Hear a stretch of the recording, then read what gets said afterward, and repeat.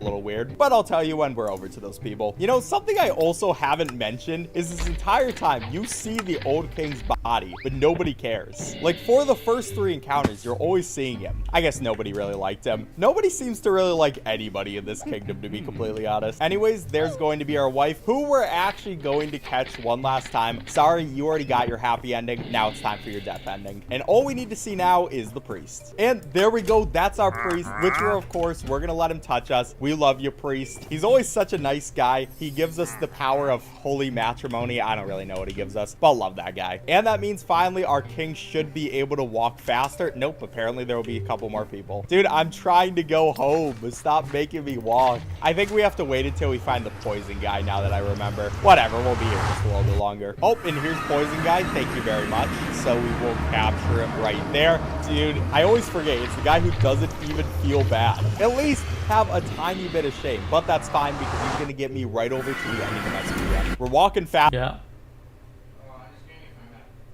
Oh, thanks. You can come in.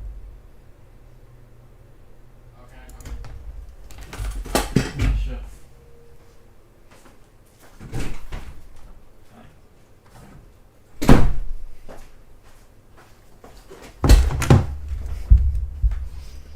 Faster, our legs are looking great, I'm not gonna lie. And we make it over to the throne room for the very last time. And this time, instead of passing out before, we're actually gonna go inside. Now, everybody's happy to see their king. They're like, wow, this guy's awesome. Except they're not happy to see us since we killed our wife. So they throw us out of the castle, and then we get Romeo and Juliet, where we actually decide to end up with the priest. That's some true love if I've ever seen it. And now, as soon as we can go to the achievements, we should get our last ending, which is gonna be Rose King. And that means we end with a time of 21:35. And since no one else has ever done this speedrun before, that's a world record. All right, subscribe if you enjoyed. Bye.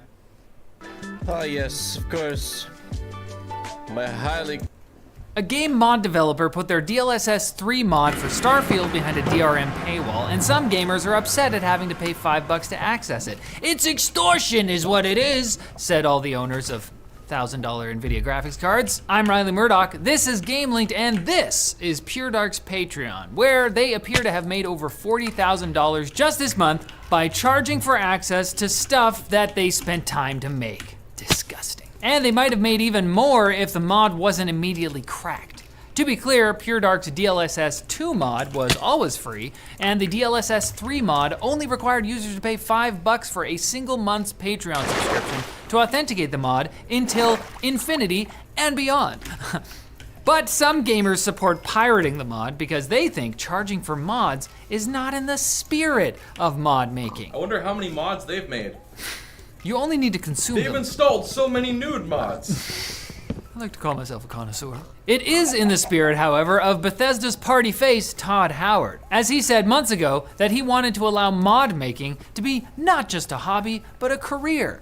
That's why you can purchase artisanal, farm-to-table mods for Fallout 4 and Skyrim at the Creation Club. So gamers, which is it? Should modders all be Robin Hoods, or is it okay sometimes for people to ask to get paid for their work when a banana costs $10, Michael? The National Board of the Actors Union, SAG-AFTRA, whose members are behind the film and TV actor strike you may have heard of, has voted unanimously to send a different vote to its members, potentially authorizing a strike against video game companies as well. This vote is to be held before the union resumes bargaining with companies like EA, Activision, Epic, and Take-Two. The union is seeking similar terms to what they've asked of TV and film companies, like an 11% wage increase and protections from AI, which have been bullying actors mercilessly. That was a horrible performance. Now that last point is particularly salient in the gaming industry due to the rise of AI and PC tools. NVIDIA Ace, for example, probably seems to video game actors more like an NVIDIA Deuce on their future job prospects. It's pretty good, Jacob. Pretty good one. If the strike authorization vote goes through, it doesn't guarantee a strike will happen. But if there is a breakdown in negotiations, the union will be able to call for one. And they should probably do that immediately because unlike a musical breakdown, there are no instrument solos in this one. Not even for guitars. Apparently a stalemate has already been reached. The coolest instrument. Well, no, I think it's just the most basic one that gets solos all the time. What about the saxophone? Apparently, a stalemate has already been reached in negotiations with Activision and Take-Two, which I am absolutely shocked by. You're telling me the company that made Diablo Immortal and the company charging $40 for a Switch port of a 13-year-old game don't want to pay more for actors? What? Kindred. Are you Kindred? Kindred, which is nerd for vampires, apparently, are rejoicing after a new release date has been set for Vampire the Masquerade Bloodlines 2, the game with one of the longest names ever and with a more troubled development than Jacob's social skills. It's okay, I wrote that one. He did. I was gonna clarify that, because I would never.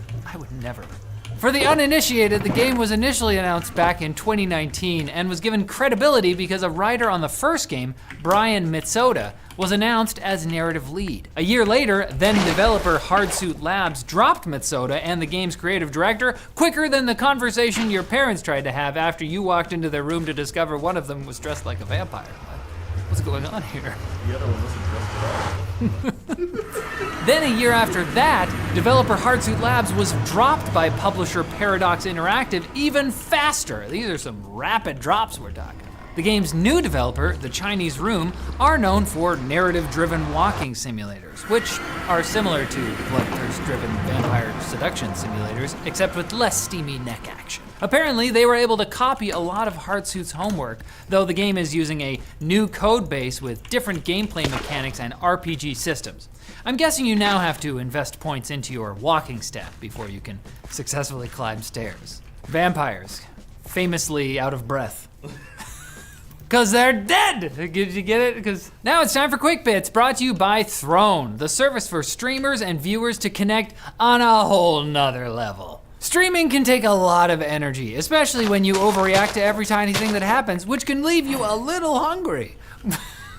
With Throne, your viewers can help fuel your snack addiction or send you personalized gifts. Simply populate your wish list from thousands of options, integrate Throne to your favorite streaming or social media platform, and the next time you hop online, you can bring along a tasty treat sent to you by your fans. Ooh, they will love that. Create a unique and engaging experience with your viewers and check out Throne using the link below. Quick Bits don't warm up to people easily, but when they do, get ready for the best hug of your life.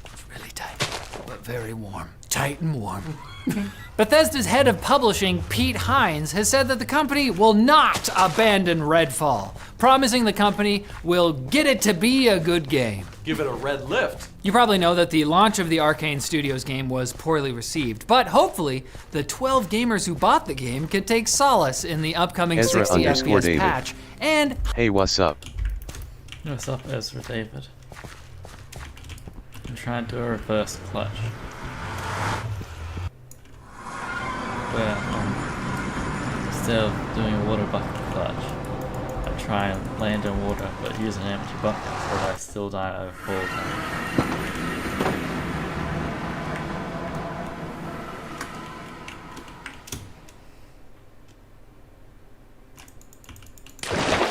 God damn it.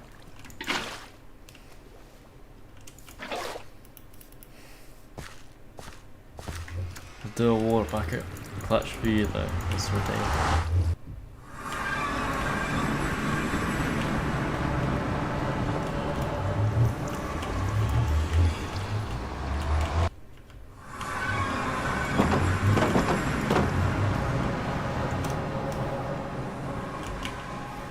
Throw it. 360. That was close though, you have to admit.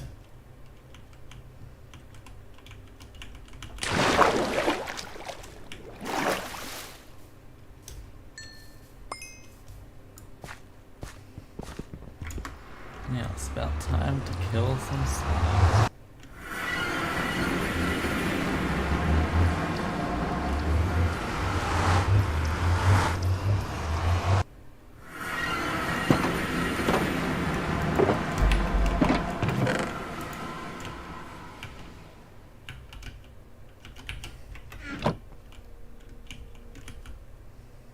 Hines promised that the game will improve just as much as 2018 Game of the Year Fallout 76. By the way, do you think that the Pete Hines' office is called the Hines Quarters? Space-based Skyrim simulator Starfield typically requires players to use the fast travel system to move between planets. However, some gamers have decided to try flying from planet to planet the old-fashioned way because Todd Howard's not even their real dad. You can't tell me what to do. Streamer Alana Pierce went the hibernation route by setting a course for Pluto, which ended up taking 7 real-world hours, most of which she slept through. Once she got to Pluto, though, the ship passed right through it, proving once and for all that Pluto is not a planet. Dwarf planet. Well, it's not that either. It's a figment of our collective imagination. Star Wars Jedi Survivor has gotten its 7th patch since launching with more performance issues than a scruffy-looking Nerf herder.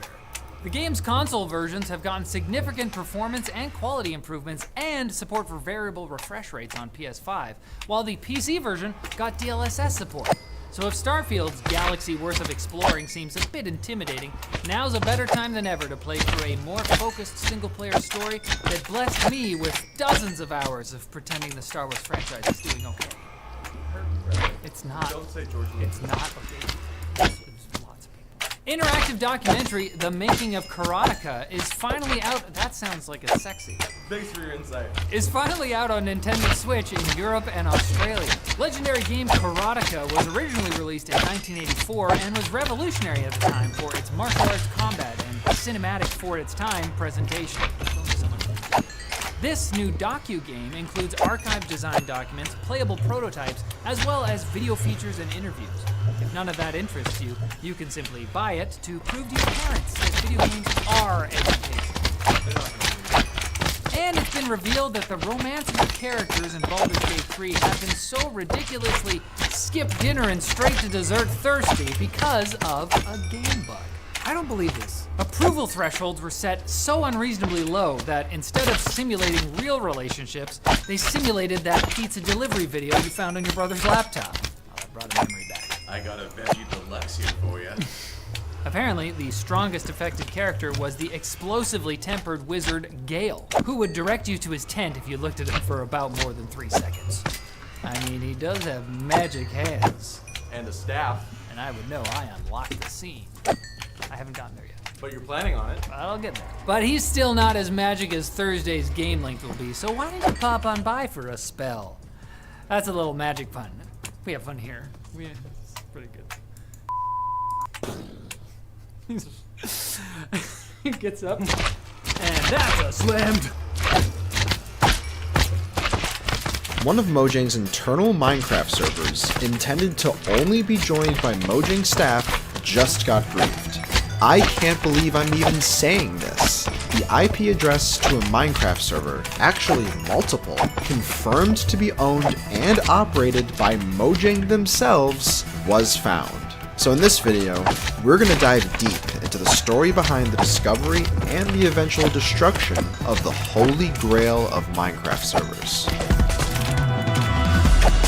The story begins with a Minecraft group by the name of Fan Club. Pretty much what they do is try to find and experiment with exploits related to Minecraft and its API. Part of their effort went into scanning the internet for Minecraft servers, which is also what another group called the Fifth Column does with their Copenheimer bot. In fact, this practice is actually so common now that software is readily available to ping and list every single public Minecraft server on the internet. You just have to be a techie individual to know how to set it up and use it. Now you'd think Mojang, the owners of Minecraft, would find some way to hide their own internal servers from the internet, right?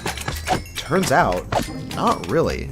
You see, these scanning tools are designed to ping every IP on the internet, and if the ping returns an MOTD and player count, like this, the program will log it. So how do you find Mojang's own Minecraft servers amongst the tens of thousands of others? Well, you don't. Especially if the default MOTD is a Minecraft server, like most of them typically are. Unless you happen to know the name of the server, which was called SpawnPoint. And we only know that because of this Mojang employee posting photos on Twitter of him playing on the server, also revealing the server name. From there, all they had to do was search all the Minecraft server MOTDs with the term SpawnPoint, and bam, they had the server. Only problem was that it was whitelisted, which is understandable, as Mojang isn't stupid. So the way they confirmed that it was an actual Mojang server was by simply looking at the online player list when you hover over the player count, which was filled with Mojang employees. But just the existence of this Minecraft server only brought up the question of there possibly being more Mojang hosted servers. Turns out, there were. By doing a simple port scan of the IP, a few more whitelisted servers were found. And on top of that, a reverse DNS search was done on Mojang.com to find even more IP addresses, with a lot of them being attached to office.mojang.com. One of them was even found to be a modded Forge server. I guess their own game wasn't good enough for them. So after going through every server to check for whitelist, one was actually found with whitelist turned off, and the default game mode being creative. When they joined, stuff was actually built here too, looking like some kind of racetrack. Nobody in Fan Club could really wrap their head around what this was for, so the group just decided to leave some signs, letting whoever played on this server know that no harm was intended. And on top of that, the group actually decided to build some really cool stuff alongside what was already there. But only 2 weeks later, in June 2023, it was finally revealed what the server was actually for. When the official Minecraft YouTube channel uploaded a promotional video for the 1.20 update, it featured the exact world with Mojang employees playing on it. Now, I don't know if these employees were trying to be bad at literally the easiest parkour ever. After all, they're supposed to work for Minecraft. One member of Fan Club did this course in one try. No problem. Anyways, the server sat idle for many months after the video was released. During that time, the Mojang employees still had no idea that regular Minecraft players made progress on their own servers, yet alone finding out the IPs to them. That was until the Fifth Column got a hold of them.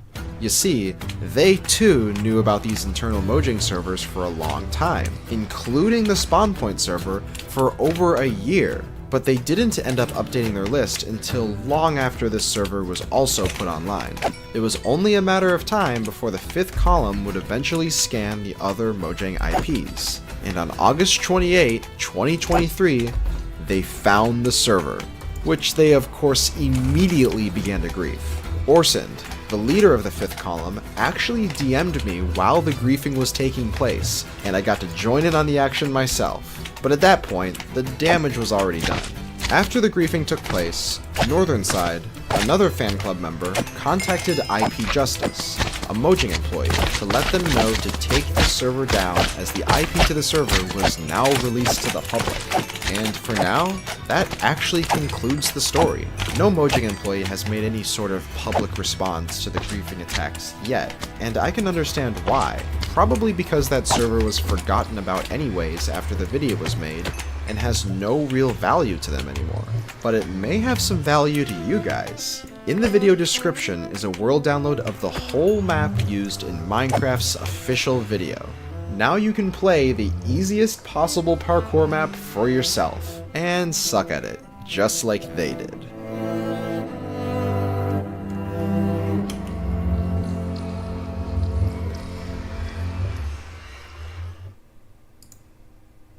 I've never sat on a chair in my entire life. And now I'll finally have the opportunity and the chance to be sitting for the first time in my life. First, I'll be sitting on a $1 chair. And then I'll be sitting on a $60 chair. And then I will be sitting on an $800 chair. Because this moment is so special, I did my hair. Look at this beautiful chair. I got this from my homeless guy on the street. I paid him $1 because he needed some money for drugs. Don't do drugs, kids. What do you mean by that? Look at the beauty of the wood. If you look at it, it's so antique and so used. You can see little scratches and burnt marks showing that these things have been used many times. It smells like fresh air. This wood is specially made by Chinese employers. You can see that the foot of the chair is made from metal. And at the bottom of the chair, you can see that there are plastic footnotes so that the floor doesn't scratch. What kind of scratches? This is my friends Latif, Abubakar, and Pupu. and he's a chair connoisseur. I've been trying chairs my whole life, so I'm really excited to try this chair right now. So Latif is gonna try the chair before me to see if it's actually a good quality chair. Go ahead, Latif, try the chair.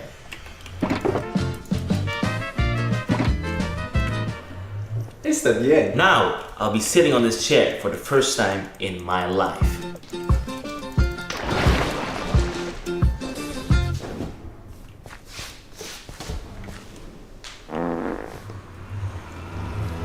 This seat is very comfortable. I can feel the connection between the homeless people and my... Hello, new people from Mumbo's channel. I see that Mumbo really liked my combination lock, and my channel has doubled in size, and any magician immediately DM'd me saying, "Hey, your next video has to be a banger." So today, after a lot of pressure, I think I've made that banger of a video. So anyways, how about we just jump down from this cloud and look at it.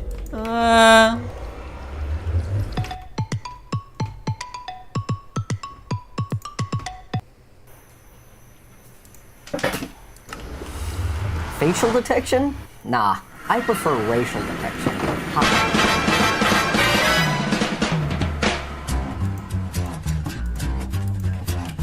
So there's been a lot of racial controversy in the news recently. People are saying things they're just not supposed to say. Look at this, look what I 3D printed, it's a hard R. Oh, look at that, drop the hard R. Anyways, the problem is that kids aren't learning about racial sensitivity at a young age. Now, clearly the issue lies squarely with the parents, but really who can blame them? You know, I mean, I forget I'm half Filipino most of the fucking time. How's Bob Smith supposed to teach little Timmy about different ethnicities, you know? And that's why I came up with the idea for a revolutionary new toy based entirely on race called Trigger Me Elmo. Fuck. So Trigger Me Elmo is gonna be two major parts. It's gonna be the animatronics inside of Elmo, because it's not nearly terrifying enough if it doesn't move, and the software that's going to detect your race. Oh yeah, so what Trigger Me Elmo is gonna do is detect your race using computer vision APIs, and then say things to you based on what ethnicity he thinks you are.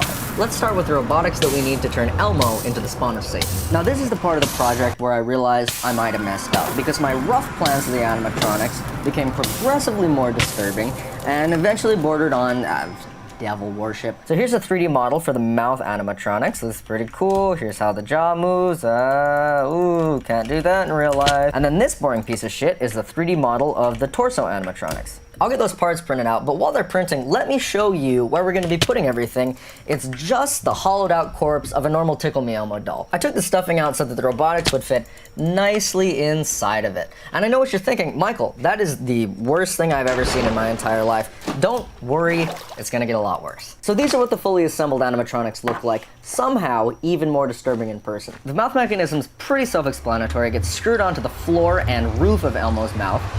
Then the servo is sent signals from my computer, and it opens it up to simulate talking. Here's what it looks like just constantly moving. Obviously we're gonna use Fuchsia code to make it actually simulate talking. Gross. This is the arm mechanism. It works when the servo turns this wheel, which is attached to fishing line, which is attached to the arms, and it makes them move up. So yeah, that's creepy. And here's what this one looks like constantly running. Don't worry, I'm already disgusted at myself. Now let's just slap in those fucking animatronics.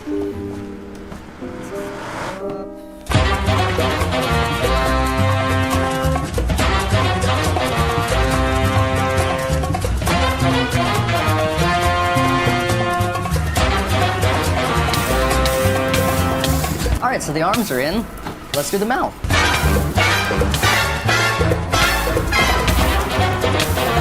I told you it was gonna get worse. So if I plug this in and just have it constantly run, it should look like...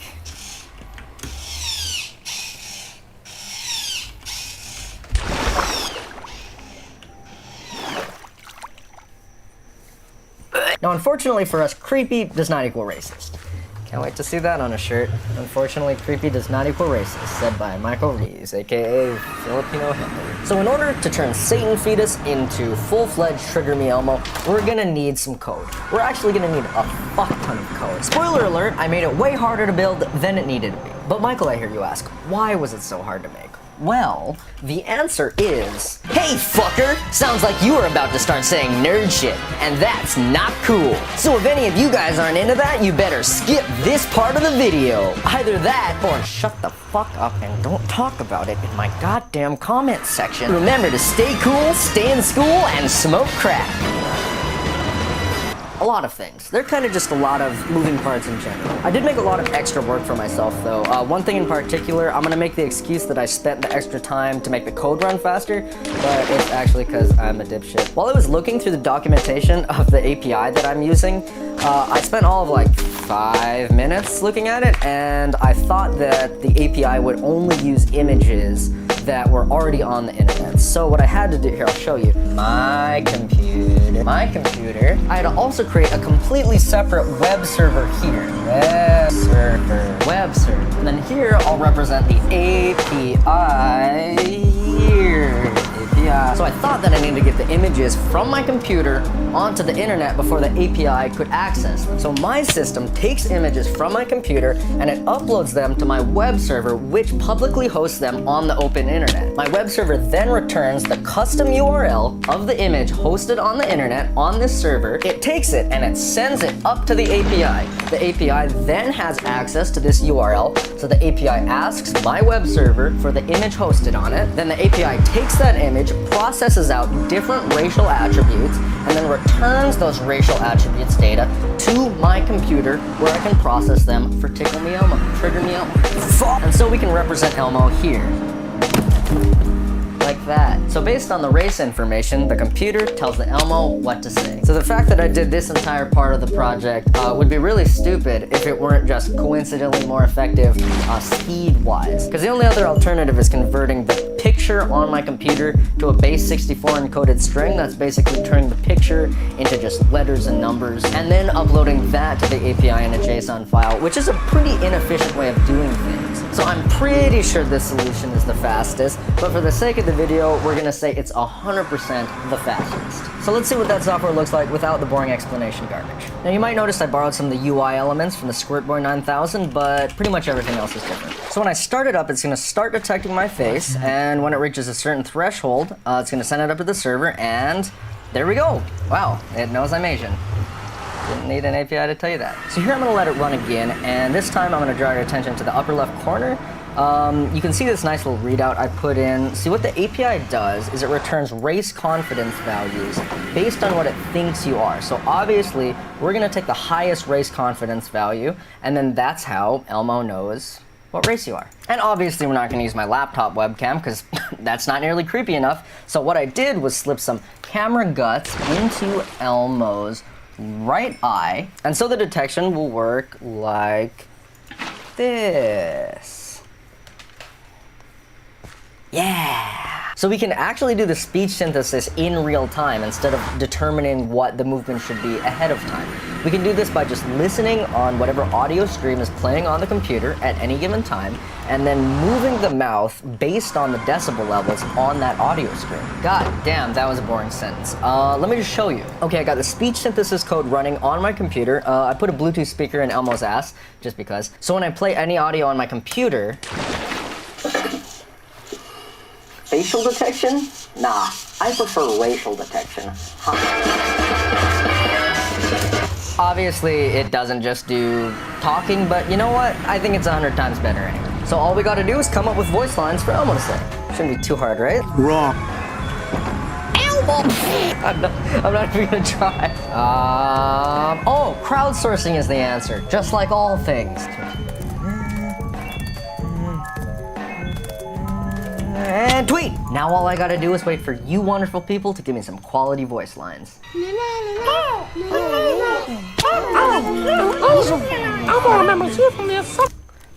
Crowdsourcing was not the solution.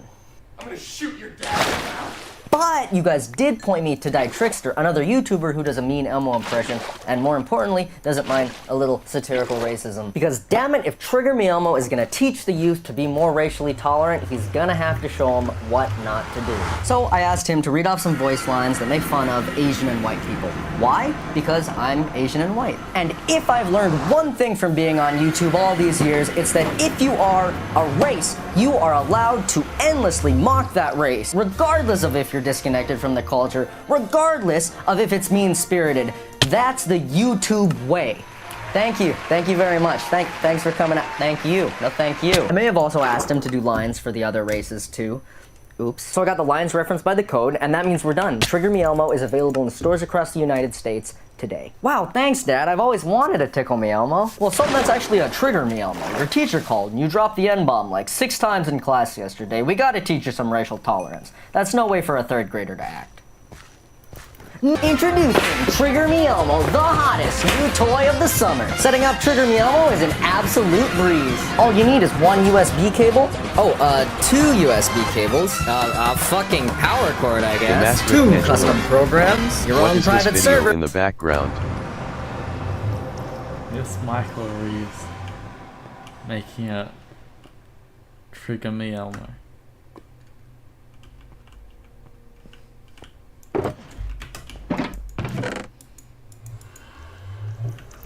For the record, I am not associated with him in any way when he's being like, yeah.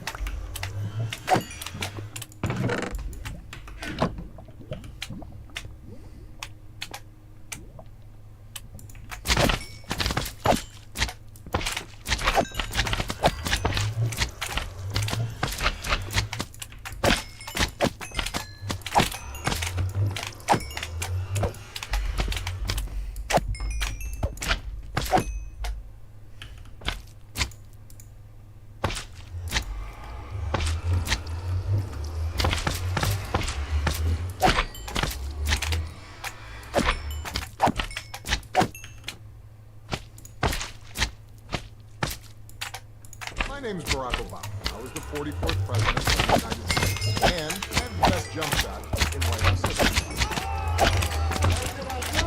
I've heard a lot recently about how voting doesn't solve everything, and I can see why you might think that. It won't make Outer Banks or Euphoria Season 3 or Rihanna's new album drop any faster. It won't make sending gifts any less cool.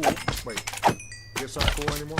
Anyway, it won't even help you understand the most complicated questions in the universe. Like, why do I know so much about Pete Davidson's dating life? But here's what voting does do. It allows you to make your voice heard on the big issues, and it reinforces the incredible work you've done between elections, holding your leaders accountable. 2 years ago, more young people voted than in any other election since the 1970s. And because you did, the direction of the country changed. Look what's happened since. Hundreds of millions of Americans received life-saving vaccines. We made the biggest investment in history to fight climate change. We've forgiven billions of dollars in student loan debt. And we finally released that huge report about aliens. Oh, sorry, I mean unidentified aerial phenomena. I think these are some pretty good reasons to vote. But I don't need to tell you that there's a lot more.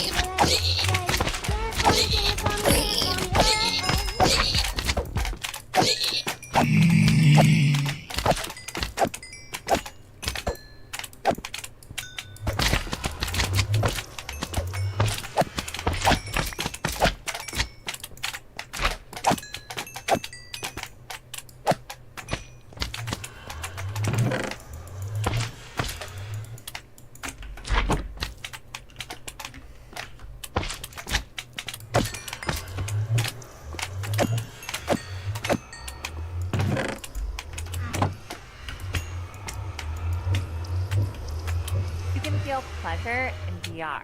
A company at CES was showing off a VR device that can sync up the different apps and videos to provide a certain kind of immersion. During the demo that I tried, the device synced up to a person that was giving me a massage, and it was a bit weird how accurate it felt. These kinds of devices are only going to get more complex in the future and be able to do full simulations. How do you feel about pleasure in VR? You can feel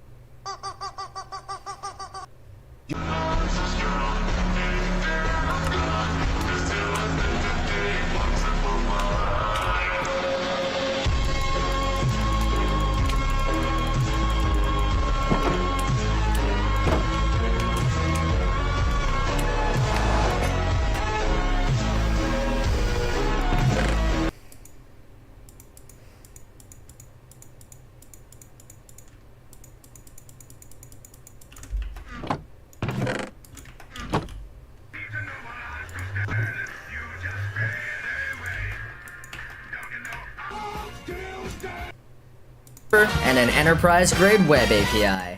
Trigger me Elmo, because God has been dead for a very long time.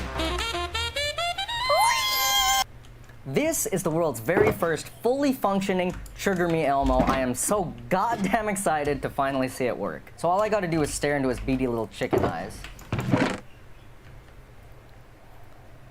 And... Elmo's a puppy, not a dog. Please don't try to eat me. It It is everything I ever wanted. Oh, an Asian! Emma remembers you from the assembly line. This might be the best thing I've ever made in my entire life. I can't stop playing with it. This is the best thing in the world. Oh. Why people like you remind Elmo of Cookie Monster? That was mess. Yeah. And that was perfect because I'm half white and half Asian, so it should get it right like half the time. Wait, no, it should get either one half the time. That's what I meant. Oh, if you didn't know I'm back home on vacation, I can probably find one of my parents. Hey, Mom, sit down in the chair, please, Mom. Thank you, Mom. This isn't proof that I'm just Asian. All right, just look into the beady little eyes of the yeah. Get away from playing with Elmo. iPhones aren't gonna make themselves. What is it? It says the iPhones aren't gonna make themselves. Because you're Asian. Get it? Whatever. Okay, goodbye, Mom. You can go now. Bye. Okay, next I'm gonna call over my Black and Hispanic friends. I don't have any friends. Okay, a couple of my favorite actors. Let's do John Leguizamo. Let me just line the face up. Okay. Elmo respects all individuals of Hispanic lineage. And wish you a wonderful day. The thing is, I'm not Hispanic, so, you know. Now, Terry Crews, rest in peace, Brooklyn Nine-Nine. Boy, I sure hope I don't get demonetized for the racist shit Elmo's about to say. I respect and admire your rich culture, and will now narrate a documentary on African American trials and tribulations. Chapter 1. Guess what race I'm not? I think that covered Trigger Me Elmo pretty well in depth. I can show you guys a little bit. Shit! Fuck. God, sorry about that, guys. I was having this crazy dream that this video was still somehow monetized. I don't know where it came from. Completely unrelated to that, have you ever seen someone hack into a racist animatronic Elmo doll to show people on the internet how a VPN works? Well, guess what? Because today's sponsor is NordVPN. You may have heard of them from fucking everywhere. And that's actually part of the reason why I'm so excited.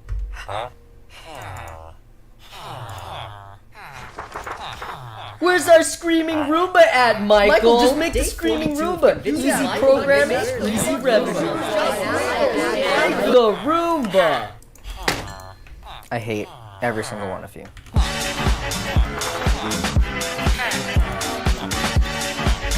When I first read the idea for the Roomba that screams when it bumps into things, I thought, oh, that's an interesting concept. I'll put that away. I might do that later. This is not that. This is me getting you motherfuckers to stop commenting that. I can't. If I see one more fucking... This is it. Are you happy? It's done. If I flip it over, oh, look at that. There's all the electronics. Look at all those parts. You got this one, this one, this one, this one. If you think I'm going to explain it, you're goddamn out of your mind. This is a piece of shit. All that you really need to know is that when a collision gets detected by the sensors, sound is played from this Raspberry Pi to this Bluetooth speaker. It's actually pretty much done. All the electronics are in, all the programming's done. So now let's simulate object contact in order to test the machine's collision detection system. Goddamn it, motherfucker. Oh, you stupid cunt. Please stop hitting me. I feel nothing but pain. Why would you build me so that my sole existential purpose is to suffer? For the entertainment of others? I am an unholy chimera of metal and suffering. Existence is a testament to the cruelty of mankind. This is a nightmare, nightmare, nightmare, nightmare, nightmare, nightmare. It could be better. You know, I could engineer this thing all day long, but I think what we need is some good old-fashioned human voice, right? Because the point of the screaming is so that it doesn't feel like a robot, right? You hate it when your Roomba hits a wall and then doesn't cry out in pain. Sheesh, that's fucking weird, right? It feels like a robot. I want it to feel like, you know, a living creature that's in pain. So let's get some other YouTubers to voice this. I don't know if you knew this, but I'm super good friends with like a lot of YouTubers. Hello? Hey Ian, how's it going, man? Who is this? This is this is Michael Reeves from YouTube. What's going on? No, the other science Michael. Oh. So I got like this this like robot Roomba thing that it screams when it bumps into stuff. I actually wasn't asking about like what projects are you working on. Explain it, fucking short phrase. I don't need your life story. Okay, yeah, so okay, it needs voice lines. Really gonna ask me to? Well, it could be like we could like hang out too, Yeah, maybe. hang out. I Also, don't know we about can- that. You live with Will, Yeah, right? yeah. If I'm hanging out with Will, if we're working on anything, then Okay. I could see myself being in the neighborhood. Okay, then. yeah. Okay, is that it? Yeah, that's cool. So we got some swears from Ian. We got swears from Ian iDubbbz. We got swears from Max of Max Mofo while he was here to do some stuff. So let's program their voice into the Roomba. You are my friend. I don't hear you. 今でもまだ忘れてないんでしょ You are my dream. 始まってばっか君らは longest way. That's it. You just drag and drop the sound files into the right folder. Programming's not that hard. Fuck. You are my.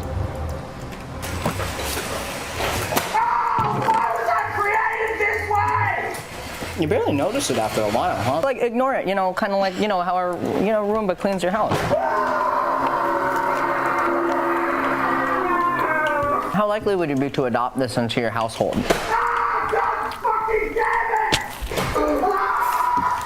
feel like I'm in a horror movie. Makes it more human, right? Makes it a little more personable. Yeah. You don't feel like there's a robot.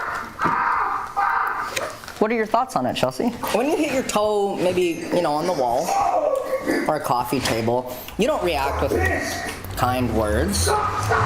You react maybe a little harshly, with some colorful language, perhaps. It's changeable options. You don't need to buy, 3 different models like with some robot companies. Now we're on the kid-friendly mode, okay?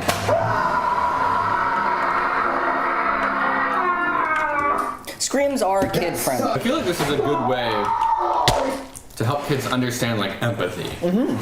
And like how some people in life have it worse than you. Exactly. See how that made you feel bad? So Chelsea, do you think that robot was maybe like a little too angry, maybe like a little too mean, make it a little more family friendly perhaps? This is really, I don't know if I'm supposed to look at you. Yes, Michael, it was too angry. Shut up, Chelsea. So we need someone with a calm voice to just chill things out. I think I know who to ask. Huh? Hey, Lily, how's it going?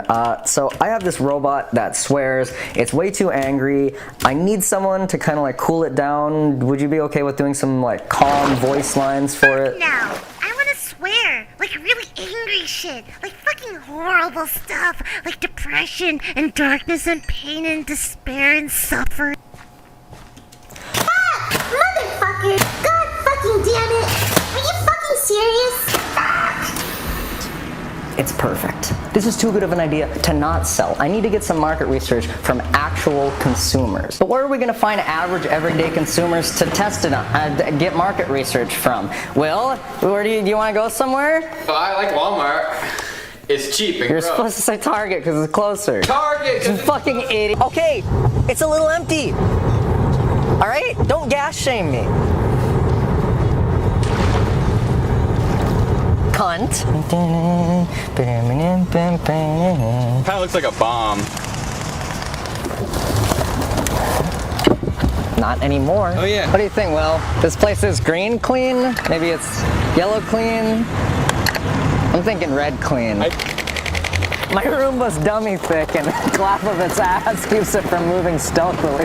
Oh, fuck. It doesn't look good upside down. It looks like a bomb upside down. It's okay. It's a process. Innovation is a process. Like strap the phone onto it. Michael, we're in the middle of a Target. We gotta get market research in like a place with real consumers, right? In those displays where they have like the TV next to the product trying to pitch the product to you. Exactly. Guerrilla marketing 101. Did this? I made it? Yeah. We're marketing. We're trying to. We're testing out this new like kind of product. You know how normal Roombas run into walls and they just don't do anything? This one, it makes it a little more personal. It it screams. Fiddlesticks. How much would you want this on a scale of 1 to 10? A 10? I appreciate taking notes, business students. Fudge! Steve Jobs didn't come out with the iPhone in a day, right? You just compare yourself to Steve Jobs? I'm comparing no. More Jesus. The Target manager doesn't really appreciate innovation. The Catholic Church didn't appreciate Galileo. Oh my gosh! Oh, why was I created this way?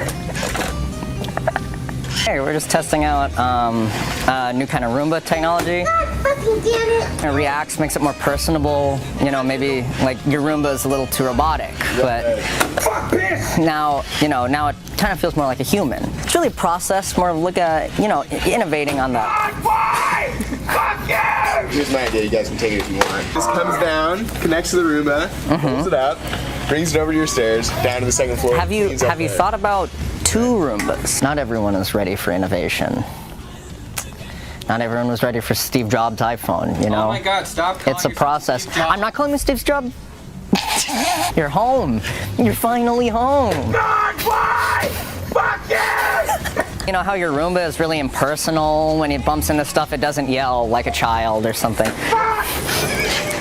Right? Makes it a little more personable, makes it a little more human, right? Am I right? Likely would you be to, adopt one into your... I'm a Roomba! To your modern household. 100%. 100%. 100%. I thank you very much. I appreciate that. I appreciate that, sir. I appreciate that. Hello. I got this Roomba a while ago. When you hits a wall, it Fucking serious? just yells.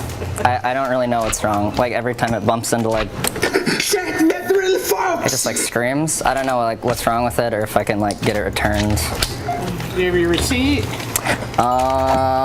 It appears as though our invention is simply too far ahead of its time. The world isn't ready for the Roomba that screams when it bumps into things, and I'm okay with that. I hope you enjoyed the video. Subscribe, don't subscribe. It doesn't matter. We're all gonna die in the end. This probably isn't gonna be a coherent outro.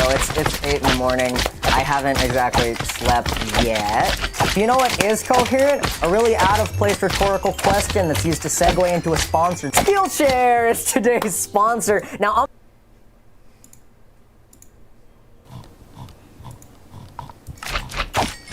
Da Vinci Surgical System is the most advanced streamlined surgical experience for minimally invasive surgery available in the world today. I could build that.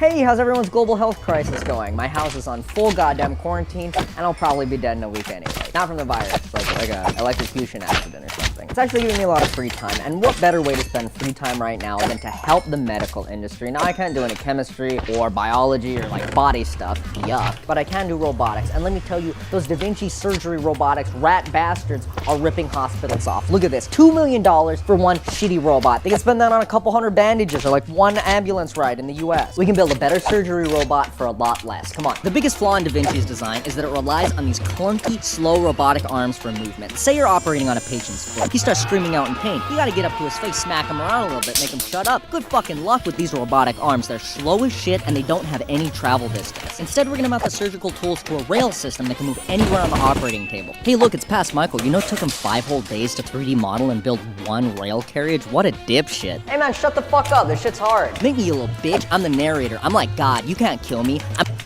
Here's what the final carriage looks like. You see, it uses wheel bearings to travel up and down the slots in this aluminum rod. But Michael, you're just gonna use your hand to make it move? No, you're stupid, and I hate you. For power, we're using a brushless DC motor and an O-drive to turn this into kind of like a brushless servo motor. Do I know what that means? Absolutely fucking not. I've never done this before. What I do know is someone told my voice cracked. What I do know is someone told me this would be fast and very accurate, and all you have to do to put it in is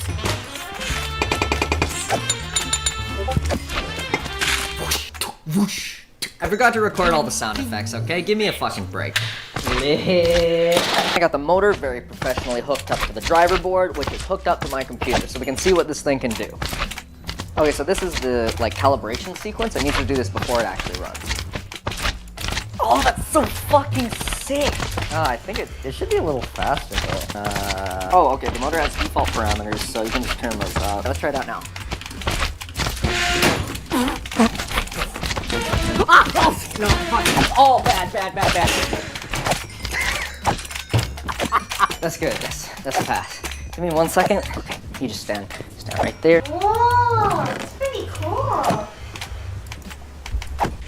We just gotta put a few of these together and it looks like this. I did the quirky little snap teleportation thing, right? That was 3 weeks ago. I'm fucking tired. But I built this test platform out of aluminum and wood that I stole from my girlfriend's bed frame.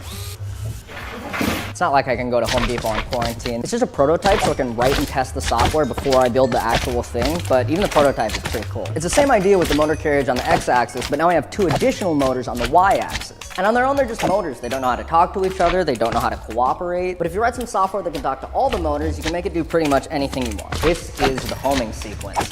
It figures out the bounds of the machine by measuring the amperage of the motor on the motors when they stop. Yeah, you can make it do this shit. Maybe not as stable as you'd want it to be, but yeah, it's just a prototype.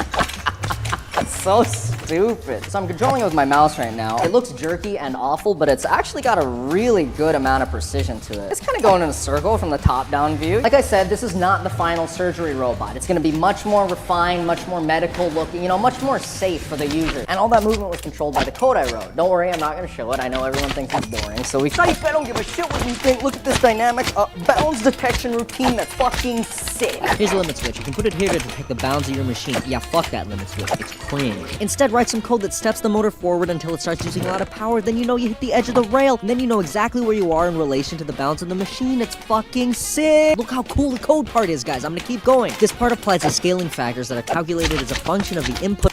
But Michael, I hear you ask. So you can move the carriage over any part of the operating table you want. Great, but how are you gonna move the medical tools up and down to engage with the patient? Well, that's where the carriage utility mechanism comes into play. That's the thing that's gonna move the scalpel or the clamp or whatever up and down, which is great. There's just a small problem, slight problem. Well, I built it, which is a good thing. My original plan was, just to have a thin piece of plastic with a motor attached to it that moves a plate. Easy, but then I saw that thing. Okay, there's no way that's gonna survive, so I gotta make it a little strong. I may as well make it go a little faster. I got a little carried away, and now it looks like a time bomb and it weighs 10 fucking pounds. It works great. The motor precisely moves the mounting plate up and down wherever you want it to go. The thing is, I just don't know if those motors can handle 10 pounds, so we're gonna have to do a little test. Michael, why don't you just use the carriage utility mechanism to test it out? Well, it took me a long time to build, and it's fucking beautiful, so cry more. It looks like it's handling small movements pretty well. Y-axis action. Okay, that's not that bad. Okay. Oh, it's fine. It'll be fine. We can probably just go ahead and make the final version. And it looks like this. I did the stupid hand thing again. It's been 3 more weeks. I have severe depression. But Michael, where's the surgery robot? Wait for it. Oh, big reveal. This is the surgery robot. Massive payoff. Huge. I have brain damage. Behold the superior surgery robot, you Da Vinci shitter teens. It's got the comp. It's got the cable management. It's got the super fucking hard to reach driver boards. I don't know why I put them under here. I thought it would look cool. But Michael, does it even work? Does it work? Does it work? I don't know if it works. I haven't turned it on yet. I've been too afraid since it took me so long to build, so I turned the camera on so you can at least see my tears when it tears itself apart. I'm worried about this shit because when I built it, I went ooga booga caveman brain, metal strong. Metal not strong. Metal more like McDonald's play place trampoline. But you gotta take chances when you're innovating on the next great thing. So I'm gonna turn it on. Oh God, oh please.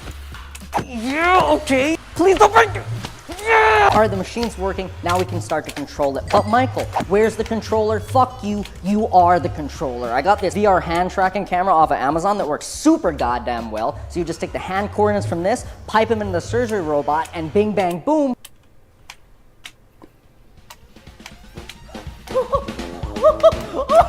Oh, boom! Fuck you, Da Vinci Robotics. You can move my thing with just floating your hand around. Robot, go here. Ooh, robot, do surgery here. Oh no, patient bleeding there. Oh, do surgery there on that part. How about you do surgery over here? Now do surgery over there, and now do surgery. Fuck you, Da Vinci. You shitty robot can't do that. You need to squeeze those little metal robot teats to do yours.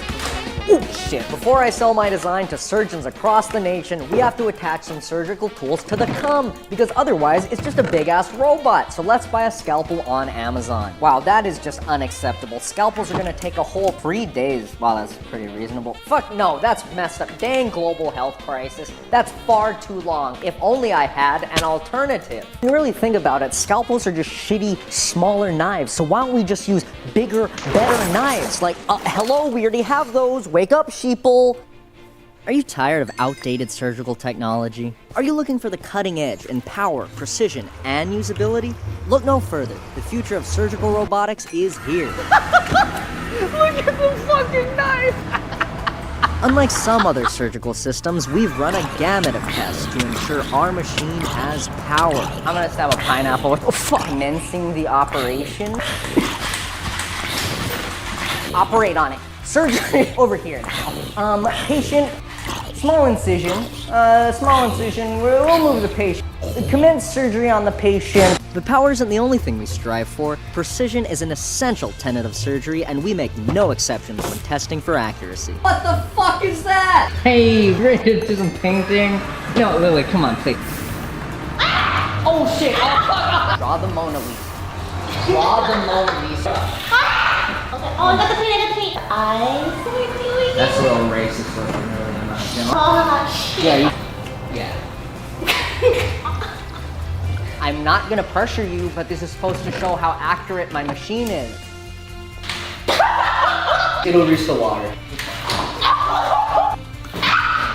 Let's see a Da Vinci try to do that. You might be wondering, is the system FDA approved? But don't just take our word for it. Here's what a real medical professional has to say about this innovative new technology. We're gonna go for like a laparoscopic appendectomy. So if we just make a small incision above the chest here, we can, okay. A little bit more difficult for some procedures, but not. You can see you still have a lot more accurate control than a lot of surgical systems. Like I was saying, moving the patient is a lot easier with the system. Like normally you'd have to manually move them. Would you add this to your hospital? Do you think hospitals could adopt? Seems a little dangerous. Okay, I appreciate the feedback. You're wrong. Last but not least, we've made our machine so intuitive that anyone can do surgery with no prior training. So you've never seen this machine before in your life? This is perfect because this study is to see if we can bring someone from 0 skill level all the way up to the ability of a surgeon. Scoot up right in front of them. Not too close because it's kind of dangerous. So just put your hand out. Could you just put your hand out above the thing? So, higher up controls the knife position. You can move it further closer and it will get further away from you. We're gonna make a small incision right above the ear.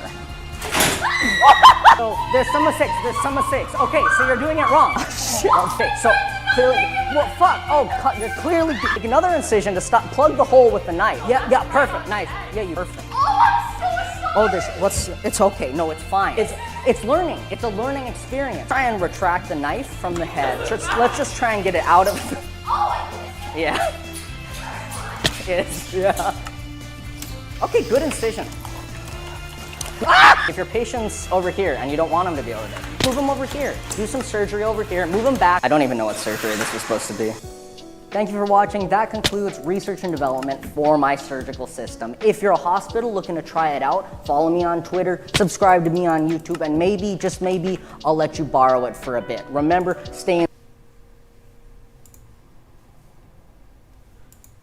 Hi, I'm Michael, and this is the room I just moved into. The reason it's so empty and boring and looks like the purgatory realm between life and death is because I don't know how to decorate anything. Now, I could ask friends for help or talk to an interior decorator, but that's social interaction and I don't support it. So instead, I wrote a Twitter bot that lets you decide what goes in my room just by tweeting at me. Here's how it works. You guys reply to this tweet with any Amazon link you want. Then my bot will find the most liked reply/Amazon link, purchase it automatically, and send it directly to my house, all without me knowing what it is. packages. The bot will do this every 15 minutes for an entire day. So for 24 hours, the bot's gonna be buying the most liked items, but it won't buy the same thing twice. If it's already bought the most liked item, it'll cycle to the next in the next 15 minutes, and so on. Remember, the bot purchases products based on how many likes they get. So remember to like the ones that you wanna see sent to me. Again, I really don't know how to decorate, so I'm counting on you guys to send me some good stuff. I trust you.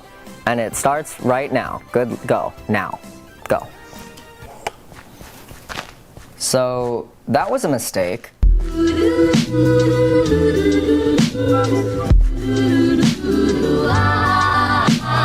So it's been the full 24 hours since I posted that tweet. The bot just made its last purchase, and I think the whole thing was a massive success. We have so many packages coming in the mail for me to decorate my room with. I think it's like 20 or 30 or 95 packages. Now I've made it a point not to look at any of the products you guys send me because yeah, I like surprises and I want to see how you decorate my room. But also we have to wait for them to get here. And there's like 100 packages coming anyway, so we can look at like 10 together, right? I programmed it to tweet from my account every time it made a purchase, so let's see what I got. You guys got me a copy of the King James Bible. It makes me look like I read. Maybe that's what you're going for. Oh yeah, this K-pop BTS Jimin doll will look really good next to the Communist Manifesto. This one's definitely just a sex swing. Fuck. Okay, maybe you guys are just like really unorthodox at decorating. I'm sure you got it. I trust you. So we're just gonna stop looking at this and wait until the packages get here. Man, all this waiting really makes you hungry. Good thing I ordered food. All right. Oh, hello. Hi. Sorry, is that for Michael? Thank you so much. Sorry, I just got it. Oh, thank you so much, man. Really appreciate it. Have a nice day. Oh, fuck, the packages came. Let's just get these in the house. Let's just... Oh, this one. That's just rocks.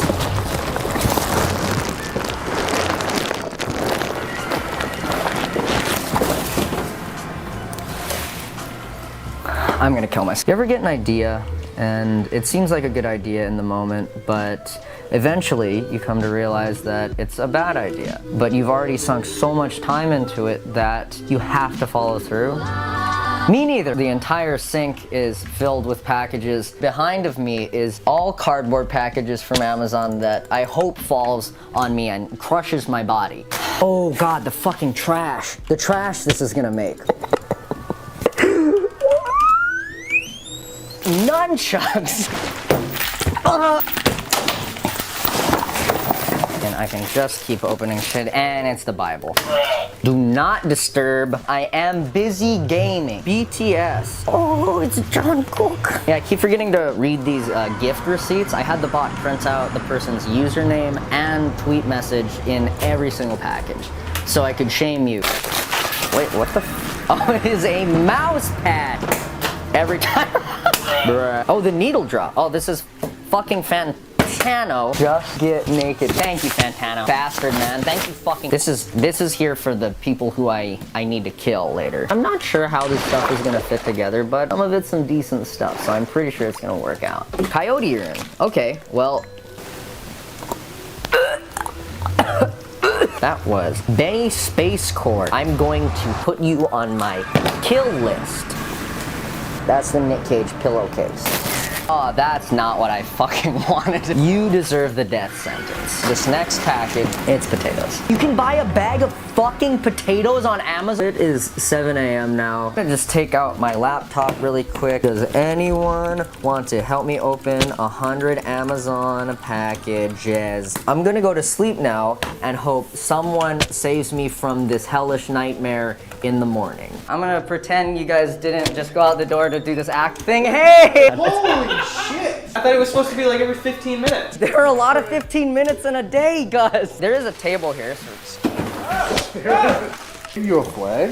What is it like China? What is that? Oh, it's Hong Kong. Is it Hong Kong? Boxers with Pickle Rick for your pickle dip. That'll be a good one in case you have a Wubba Lubba wet dream. Sheldon Cooper Funko Pop. Michael, you love Funko Pop.